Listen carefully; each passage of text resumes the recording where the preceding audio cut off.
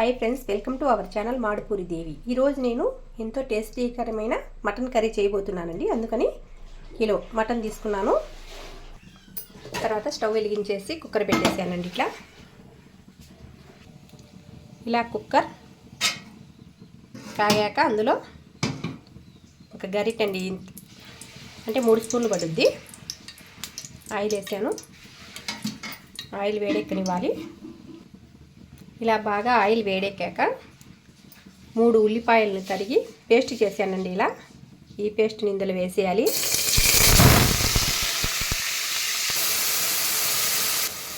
ఇలా పేస్ట్ వేయడం వల్ల కర్రీ అనేది చాలా రుచిగా ఉంటుంది. ఈ పేస్ట్ అనేది ఇలా ఎర్రగా వేగాక ఇందులో తరిగిన పచ్చిమిర్చి వేసేయాలి. ఈ పచ్చిమిర్చి కూడా బాగా వేగాలి. పచ్చిమిర్చి కూడా బాగా వేగాక ఇందులోనే 1 స్పూన్ అల్లం పేస్టు వేసి కలబెట్టాలి. ఇలా అల్లం పేస్ట్ కూడా మగ్గాక ఇందులో మనం క్లీన్ చేసి పెట్టుకున్న మటన్ వేసేయాలి. వేసి అంత బాగా కలపాలి.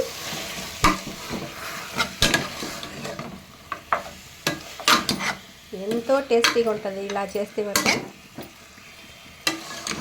ఒకసారి మీరు కూడా ట్రై చేసి చూడండి ఎంత బాగుంటుందో. ఇది కొంచెం బాగా కలిపాను చూడండి. కలిపిన తర్వాత ఇందులోనే పసుపు, రుచికి సరిపడినంత ఉప్పు, నేను కల్లుప్పు వాడతానండి, సాల్ట్ అసలు వాడను దేనికి సామాన్యంగా. ఇవన్నీ వేసుకున్నాక మళ్ళీ బాగా కలపాలండి. ఇదిగో చూడండి ఎంత బాగా కలిపాను.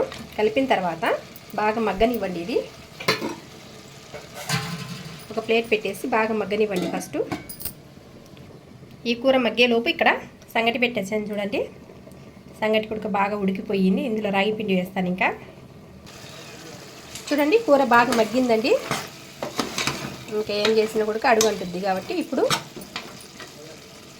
మగ్గిన తర్వాత ఇందులోనే 2 స్పూన్స్ కారం పొడి,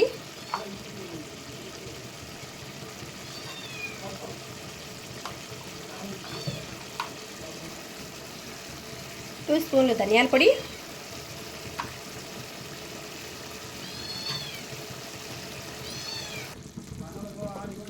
2 స్పూన్స్ గరం మసాలా పొడి,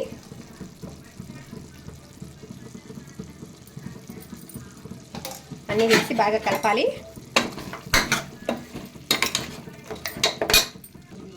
ఇలా బాగా అంతా కలుపుకున్నాక ఇందులో తగినన్ని నీళ్లు పోసుకోవాలి.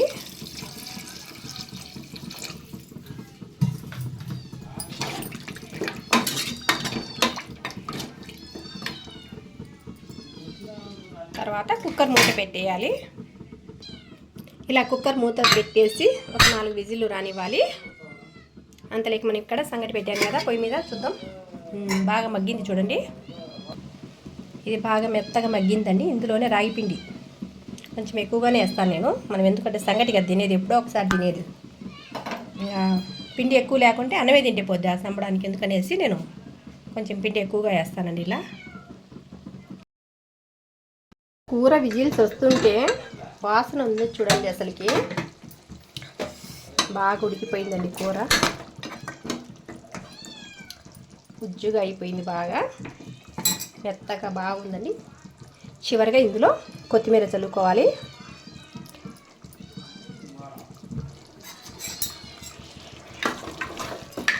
సూపర్గా వచ్చిందండి కూర. అసలుకి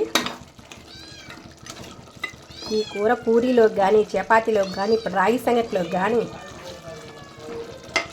మాట్లాడుకోకుండా ముద్దలు ముద్దలు తినేస్తారు. అసలుకి ఆ స్మెల్ చాలండి అసలుకి.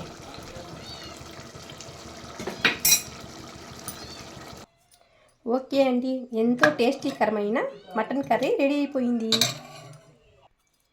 ఇప్పుడు ఈ రాగి ముద్దలో ఈ కూర వేసుకొని తింటే ఎంతో టేస్టీగా ఉంటుందండి. మీరు కూడా ఇలా చేసుకోండి. ఎలా ఉంటుందో కామెంట్స్ రూపంలో చెప్పండి. Okay, bye friends.